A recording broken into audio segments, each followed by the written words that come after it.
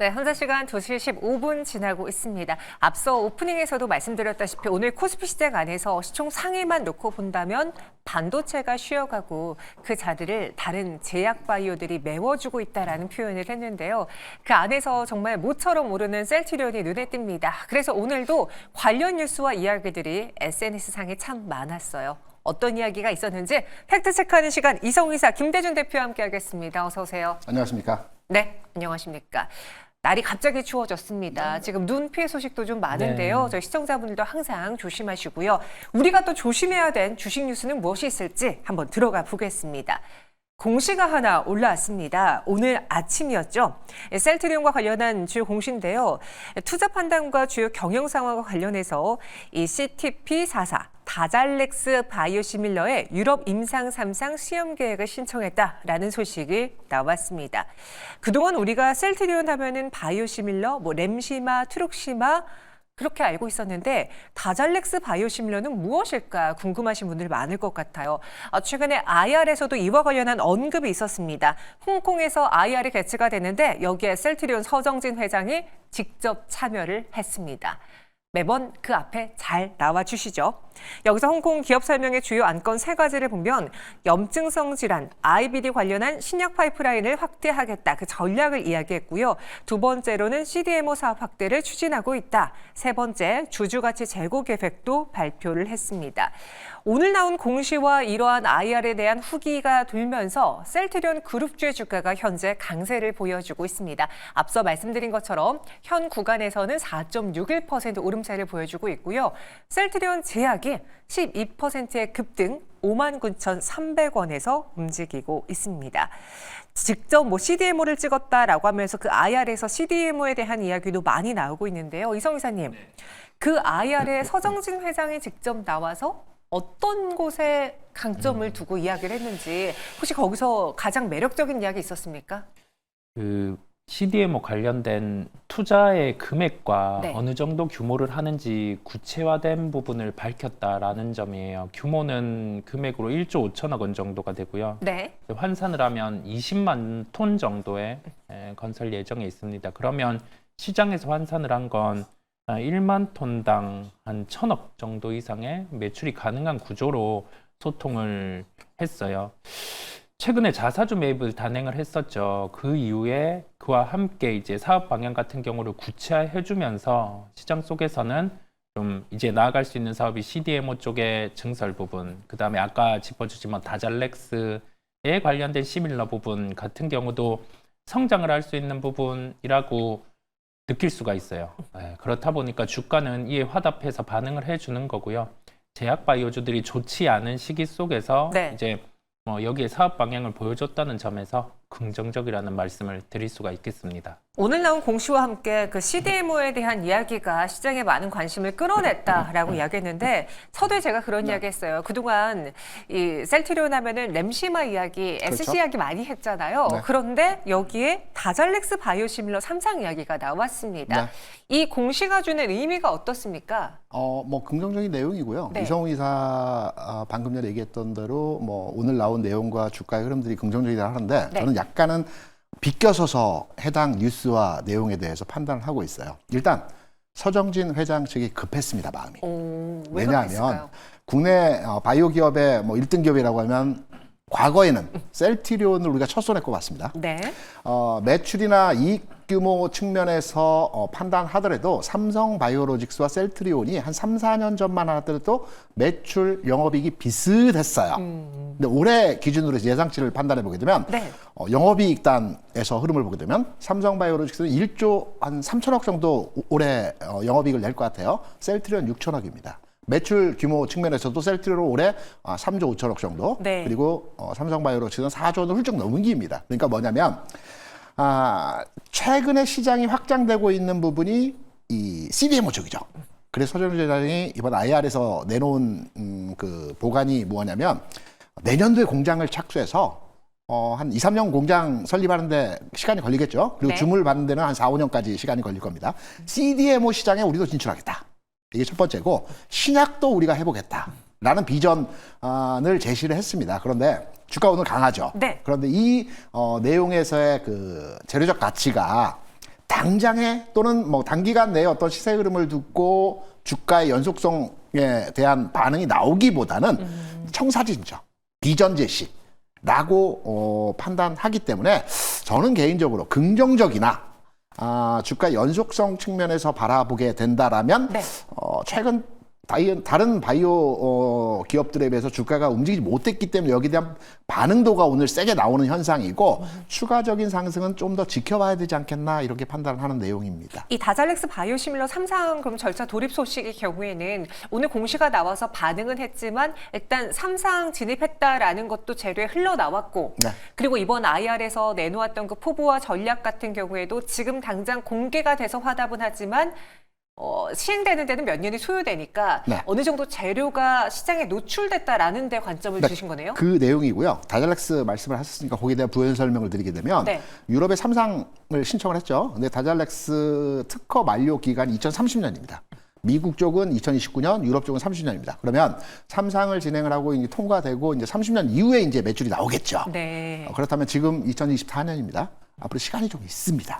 그래서 이 나왔던 여러 가지 재료적 측면에서의 내용들이 당장의 반응도를 보일 수 있는 내용보다는 비전이죠. 우리는 앞으로 이렇게 나가겠다. CDMO도 하고 신약도 하고 바이오시밀러 쪽도 현재 진행하고 있다. 네. 우리 회사를 좀 잘 좀 봐달라. 이런 IR을 통해서 서정재 회장이 세일즈를 하고 있는 측면에서의 내용이기 때문에 긍정적으로 보고 있습니다. 당장의 주가의 반응도가 나타나기는 쉽지 않을 것이다. 이렇게 판단하는 내용이죠. 이 셀트리온 자체적으로 봤을 때는 램시마의 그 누적 매출이 계속 신기록을 기록하고 있긴 한데 이 삼성 바이오로직스와 비교를 해본다면 네. 조금은 급한 상황이다라고 그렇죠. 1등 자리를 내줘버렸죠. 평가를 해주셨어요. 그래서 현재 구간에서의 가격 상승도 어떻게 보면 추세적인 상승보다는 좀 단기적으로 반응한 것일 수도 있겠다라는 의견인데 맞습니다. 우리 이성 이사님의 생각은 어떻습니까? 다른 의견이어도 괜찮습니다. 뭐 최근에 보면 주가가 계속 박스권 형태로 이루어져 있었어요. 네. 그렇다 보니 한 박스권 상단까지는 예의상, 주가는 예의상. 예의로 하는 건 아니지만 네. 예의상 너무 소외됐다 보니까 상승이 가능하지 않을까라고 생각을 해보고요. 한 20만 원 정도가 차트로도 그렇고 그다음에 박스권 흐름으로도 그렇고 1차 저항에 위치를 하고 있습니다. 그래서 보유하고 계신 분들 같은 경우는 그래도 박스권 하단을 깼다가 다시 이렇게 반등이 나오다 보니 한 상단 정도까지는 보유하는 걸로 그렇게 말씀을 한번 드려봅니다. 여기에 추가적으로 네. 제약바이오 종목에 대한 관심도가 우리 투자자 여러분께서 워낙 높으시기 때문에 흐름을 제가 알고 있는 내용을 한번 짧게 한번 설명을 드려볼게요. 네. 올해 제약바이오의 주가 흐름의 특성을 보게 되면 어떤 패턴을 가지고 있어요. 1, 2, 3월은 주가 움직임이 굉장히 강했어요. 4월 한 달은 조정받았어요. 5, 6, 7월 주가 강했습니다. 8월 조정을 받았습니다. 9, 10, 11월, 11일까지 제약바이오 업종의 주가가 굉장히 강했어요. 네. 그렇다면 한 달 조정을 받아야 되겠죠. 그럼 12월 중순까지의 조정을 나타내고 1월에 JP모건 컨퍼런스가 있지 않습니까? 이 기점으로 해서 다시 재상승하는 흐름에서의 모습이 나타나기 때문에 제약바이오 업종에 대한 투자 관점으로 시점을 잡는다고 한다면 저는 12월로 넘겨서 판단해보는 것은 어떠할까라고 생각을 하고 있습니다. 그럼 여기서 오늘 이 제약바이오 내 CDMO라는 키워드가 셀트리온 덕에 좀 부각을 받은 것 같긴 하거든요. 네. 그렇게 되면 우리가 같이 볼 수 있는 게 뭐 ST팜도 있을 테고 네. 여러 기업들도 있을 텐데 오늘 또 마침 그 종목도 올라요. 근데 ST팜 역시도 최근에 그 제약바이오의 랠리라고 해야 될까요? 돌풍엔 그렇게 두각을 보이지 못했던 종목이기도 합니다. ST팜의 주가 방향은 어떻게 예측해 볼 수 있을까요? 매수는 할 수 있다라고 보는데요. 여기에서 가격 조정을 기다리는 게 낫다라는 생각이 듭니다. 이 가격 조정을 기다린다는 표현은 당일 한 8% 정도 시세가 났기 때문에 보통 여기에서 종가고가 형태라고 하더라도 가격 조정은 수반이 되기 때문에 그런 확률이 높기 때문에 말씀을 드리는 거고요. 한 87,000원 이하대 그 정도를 보고 신규 매수 같은 경우도 열어두고 접근 가능함을 말씀을 드립니다. 네, 두 분 모두 다 셀트리온이라던가 ST팜 오늘 제약바이오에 대해서 강력한 매수 의견은 드리지 않았습니다. 그러니까 접근도 가능하고 좋은 소식임도 맞지만 네. 지금 구간에서는 저항대에 부딪힐 가능성도 있으니 이 가격의 눈높이를 조금은 낮춰보자라고 이야기해 주셨고요. ST팜의 경우에도 매수는 가능하지만 눌림 시에 그때 한번 따라가 보자라는 의견 드렸습니다. 오늘은 강한 셀트리온, 앞으로 여러분들 투자 판단에 잘 참고해 보시고요. 이어서 두 번째 텔레그램으로 들어가 보도록 하죠. 요즘 시장에서 AI가 굉장히 핫합니다. 그래서 이 트럼프 수혜와 피해를 좀 정리해 봤을 때 트럼프 피해를 벗어날 수 없는 섹터로는 2차 전지, 반도체, 대체 에너지가 꼽히고 있고요. 트럼프 피해를 벗어날 수 있는 섹터로는 AI, 엔터, 미디어, 게임이 나옵니다. 그래서 뭐 좋은 놈, 나쁜 놈, 이상한 놈 이렇게까지도 분류를 해주셨는데 AI가 참 뉴스가 많이 흘러나오고 있어요. 저희가 어제도 다뤄봤습니다. 머스크의 입김이 자꾸 이 AI 산업으로 흘러가고 있는 것 같다. 근데 오늘 또 X에 글을 올렸습니다. 일론 머스크가요. 거대 기업이 소유한 게임 스튜디오가 너무 많습니다. XAI는 게임을 다시 훌륭하게 만들기 위해 AI 게임 스튜디오를 시작할 것입니다. 라고 코멘트를 했습니다. 여기에 팀 자만 코멘트는요. XAI와 엔비디아 간에는 잠재적으로 많은 시너지가 있을 것 같아요. 라고도 했고요. 이로 인해서 오늘 AI주들이 강세를 보여주고 있는데 이거 외에도 오늘 주요 AI 관련 뉴스들이 정말 많이 쏟아졌어요. 그래서 제가 하나로 한번 정리를 해봤습니다. 보시죠. 조금 전에 이야기했던 일론 머스크 이야기도 있고요. 생성형 AI 앱 설치가 급증하면서 국내에서 챗GPT 월 이용자 수가 올해만 364만 명 늘었다고 합니다.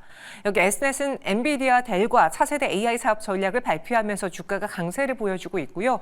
소프트뱅크도 오픈 AI의 추가 투자 소식, 마이크로소프트가 점 찍은 이스트소프트 실적 때문에 안 볼라 했는데 계속 두각을 보여주고 있죠. AI 휴먼 서비스 본격 유료화 소식까지 나오면서 오늘 주가 강세 보여주고 있습니다. 현재도 AI 관련주들 강합니다. 인스웨이브 시스템즈는 상한가 기록하고 있고요. S넷은 13.54%, 이스트소프트도 9.43%의 강세를 나타내고 있습니다. 참 AI 이야기가 너무 많이 나와요. 근데 머스크가 진짜 AI를 너무 좋아하는 것 같아요.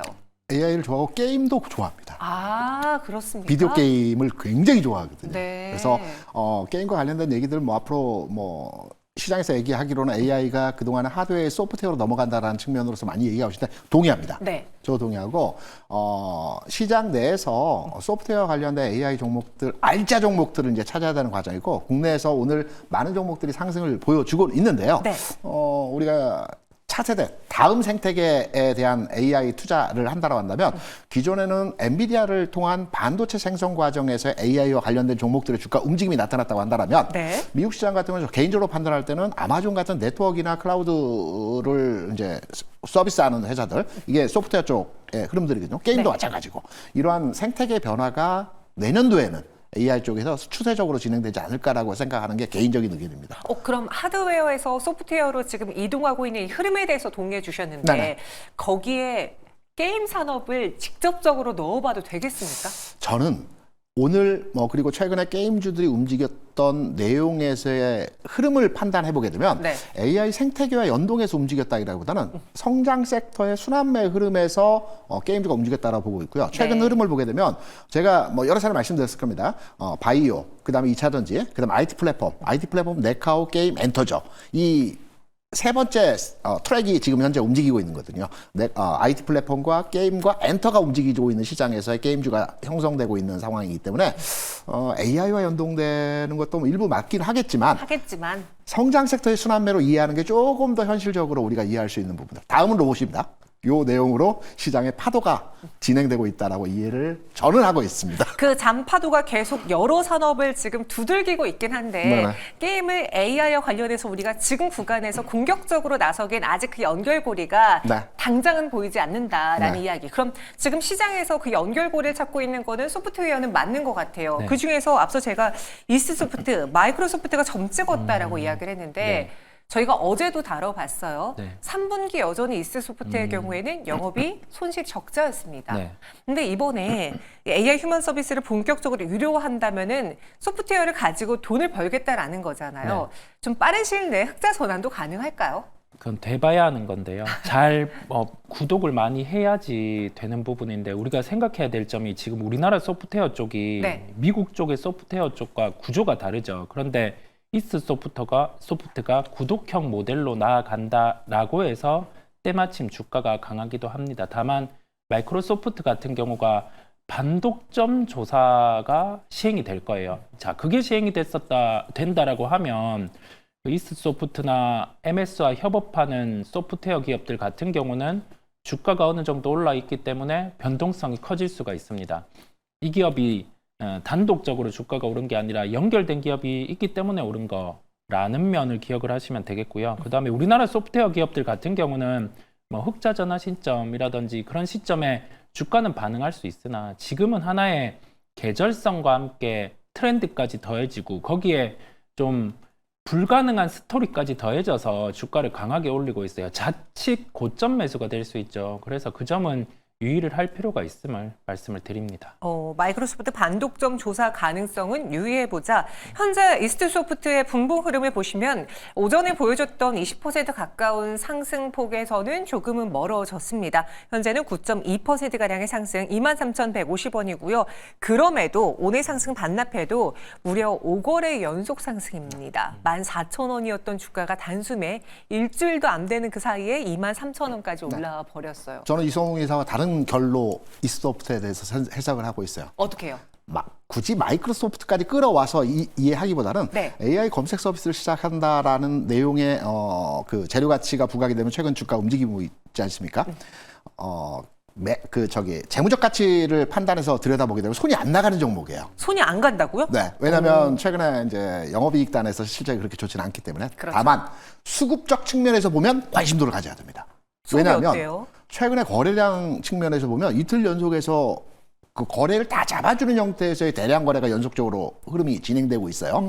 오늘 고점 대비해서 다소간의 주가가 밀리고는 있지만 이게 시작점이라고 보는 걸로 우리가 보통 해석을 하거든요. 그렇다면 오늘 장 고점에서 밀리고 내일 장 주가 조정을 받을 수는 있습니다.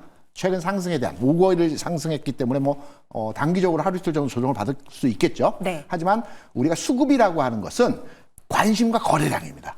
그러면 이 종목에 대해서 시장 내에서 관심과 거래량이 AI와 접목된 내용으로 지금 판단되고 있는 종목이라고 해석되고 있거든요. 네. 그러면 수급적 측면에서 관심을 가져야 됩니다. 저는 긍정적으로 보고 있습니다. 그러니까 이스트소프트 재무단을 놓고 본다면 손이 안 나가는 건 맞지만 지금 시장에서 AI 소프트웨어를 트렌드를 꼭 집었으니 수급이 가는 걸 봤을 네. 때만 하더라도 거기서는 매력을 충분히 느낄 수 맞습니다. 있다라고 이스트소프트 이야기해 주셨고 S넷을 포함해서 많은 기업들도 지금 뉴스가 쏟아지고 있는 상황이에요. 계속 판이 커지고 있는데 AI랑 접목할 수 있는 산업이 챗GPT도 있겠지만 거대 언어 모델도 있고요. 자율주행도 있고 휴머노이드 로봇도 있고 네. 오늘은 게임까지 언급을 해보기도 했는데 진짜 무궁무진한 산업이 접목이 되거든요. 네.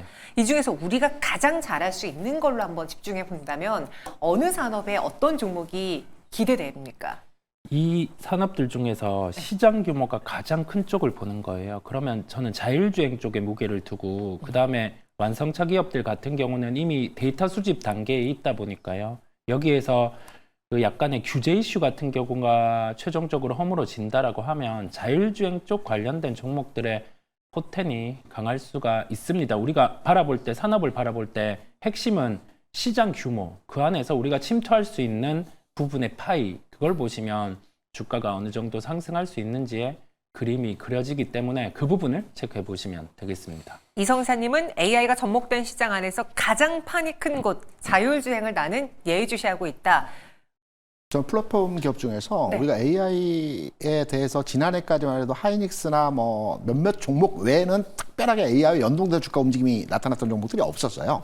AI를 판단할 때 국내 기업 중에서 최초, 선도적, 그리고 1등 요 판단으로의 AI와 접목된 기업들을 우리가 찾아내야 되거든요. 네. 저는 그중에서 카페24.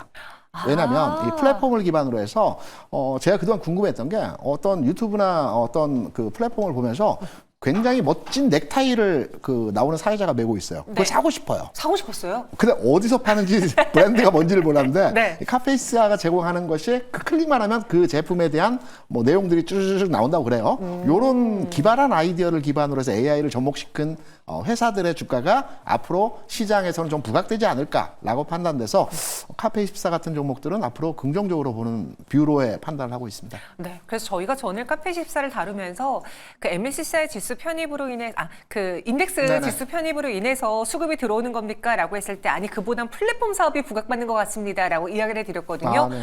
우리 기사님도 같은 이야기를 하고 계십니다. 참고해 보시기 바랄게요. 이어서 다음 텔레그램 방으로 넘어가 보도록 하겠습니다. 이번에는 CBDC 이야기를 해볼게요. 오늘 오전에만 좀 반짝하고 말았던 CBDC 테마인데요. 어제 한국은행이 CBDC 결제로 처음 공개를 했습니다. 앱 하나로 3초면 끝난다고 합니다. 이 바우처 사용이라는 점에서 편의성이 좀 클 것으로 보여지고요. 휴대전화 하나로 모든 바우처 결제가 가능해집니다. 간편해진다라고 해요. 이 CBDC 관련 테마주를 보시면 뭐 한네트, 누리플렉스, KCS, 로지시스, 아톤 등이 있는데 한네트도 지금은 3%가량의 상승만 유지하고 있고요. 누리플렉스도 2.99% 강세만 나타내고 있습니다. 그런 이야기가 있더라고요. 지금 한국은행 측은 이 CBDC 사업을 밀고 있는데 네. 트럼프 당선인은 안 좋아한다면서요? 그죠. 이게 시작이 된 게 네. 유럽 쪽에서 먼저 시작이 되었고 미국 같은 경우도 고려를 했었고 중국 같은 경우가 여기에서 가장 앞서 있어요. 중국이 드라이브를 거는 산업이다 보니까 네. 미국에서는 썩 좋아하지 않고요. 그다음에 이 디지털 화폐 측면과 비트코인은 배치를 합니다. 함께 결합이 되기에는 힘든 구조다 보니까 저도 CBDC는 아니라는 생각을 해요. 비트코인의 무게를 두고요. 왜냐하면 미국에서 택한 이 중기축 통화로 비트코인이 택해진다라고 하면 네. 디지털 화폐는 사라집니다. 예.